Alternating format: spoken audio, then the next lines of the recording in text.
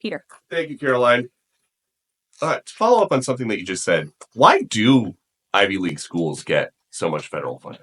It's a very good question, and it's a question the president has obviously raised in his discussions and negotiations with not just Harvard, but also Columbia and many other Ivy League institutions. We have the anti-Semitism task force, which the president promised and delivered on. The anti-Semitism task forces across the government, representatives from various federal agencies who meet on a weekly basis to discuss the question that you just raised. And I think a lot of Americans are wondering why their tax dollars are going to these universities when they are not only indoctrinating our nation's students, but also allowing such egregious illegal behavior to occur. To follow up on immigration, deporting American citizens to Central American prisons, is it legal, or do you need to change the law to do it? Well, it's another question that the president has raised. It's a legal question that the president is looking into. And he talked about this yesterday when with his meeting with President Bukele in the Oval Office. He would only consider this, if legal, for Americans who are the most violent, egregious, repeat offenders of crime who nobody in this room wants living in their communities. And then there's this CHNV thing. President Biden let more than 530,000 people from Cuba, Haiti, Nicaragua, Venezuela into the U.S. with this CHNV program. He did it with the stroke of a pen.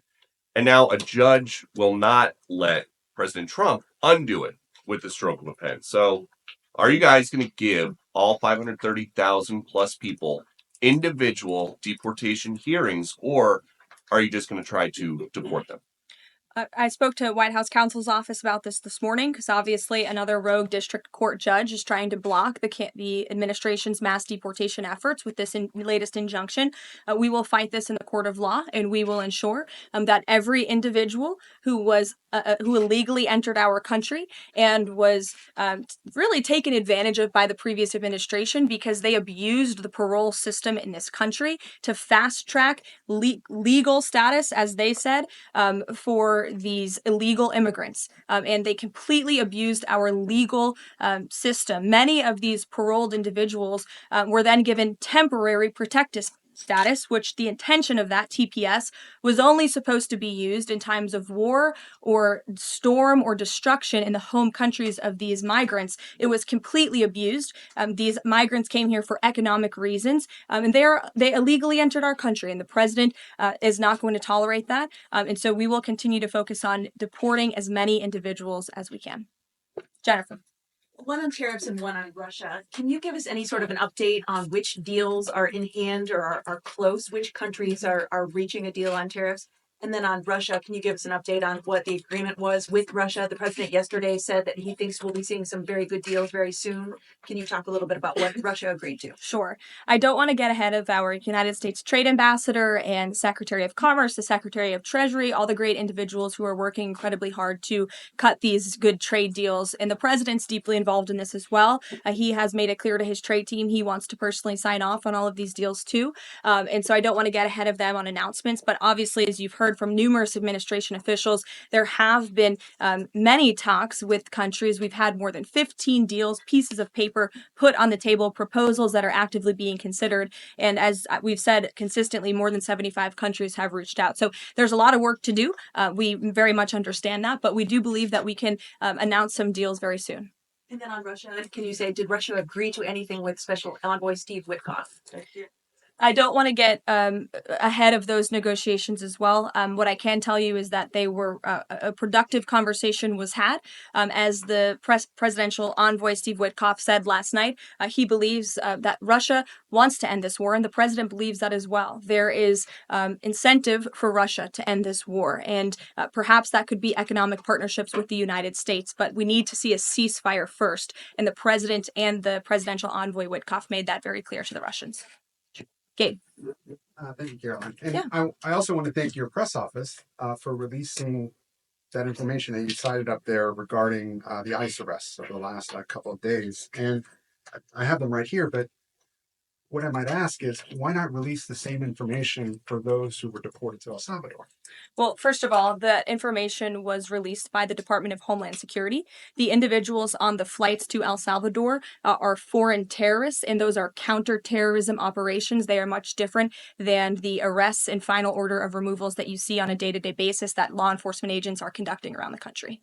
That information was not, to that detail, was not released by DHS, though. I just told you the reason. It was a counterterrorism operation, a deportation of foreign terrorists, not illegal criminals who have been convicted of heinous crimes living in our American communities. It's two different things. Foreign terrorist, illegal immigrant criminal, two different things, two different definitions. You should look them up. Christian, go ahead. Yeah, thanks, Caroline. Does the president support raising the corporate tax rate to pay for all these other tax cuts he wants to see move through Congress? Look, I've seen this idea proposed. I've heard this idea discussed, but I don't believe the president has made a determination on whether he supports it or not. And then secondly, do you have any information on the status of Eden Alexander? Hamas says they lost contact with the unit guarding him following an Israeli airstrike earlier today.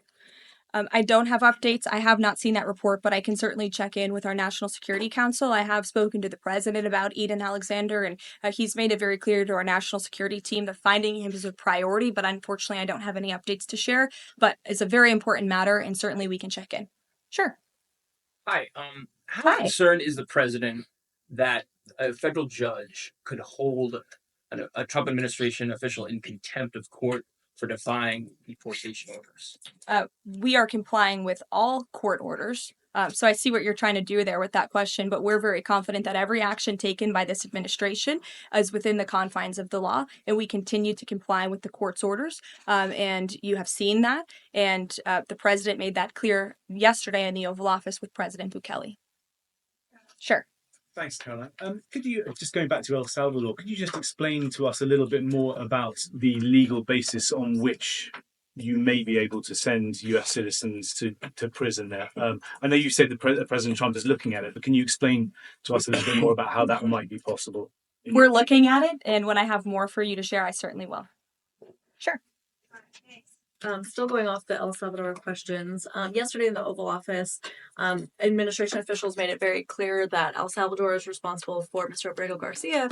Yet El Salvador's president said we're not going to do anything with him. So my question is, who is responsible for this man and where he's going to end up? Well, no. First of all, President Bukele said that he is not going to smuggle a foreign terrorist back into the United States of America, as many in this room in the Democrat Party seemingly want him to do. Abrego Garcia was a foreign terrorist. He is an MS-13 gang member. He was engaged in human trafficking. He illegally came into our country. And so deporting him back to El Salvador was always going to be the end result. There is never going to be a world in which this is an individual who's going to live a peaceful life in Maryland because he is a foreign terrorist and a MS-13 gang member. Not only have we confirmed that, President Bukele yesterday in the Oval Office confirmed that as well. So he went back to his home country where he will face consequences for his gang affiliation and his engagement in human trafficking. I'm not sure what is so difficult about this for everyone in the media to understand. And it's appalling, truly appalling, that there has been so much time covering this alleged human trafficker and this gang member, MS-13 gang member.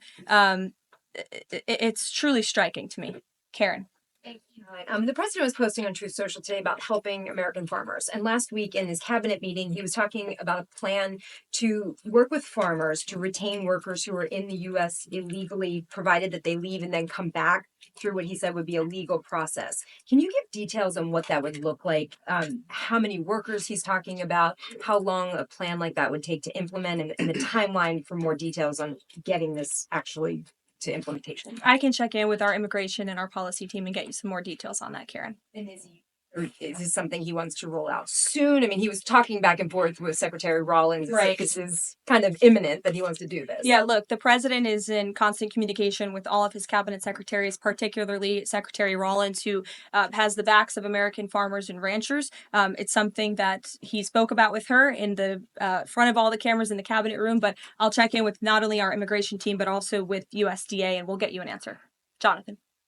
Hi, Carol. Hi, Um, good to see you in here. You too. The president has long said that it would be an abuse of power for a president to direct prosecutors to investigate him. Last week, President Trump explicitly directed the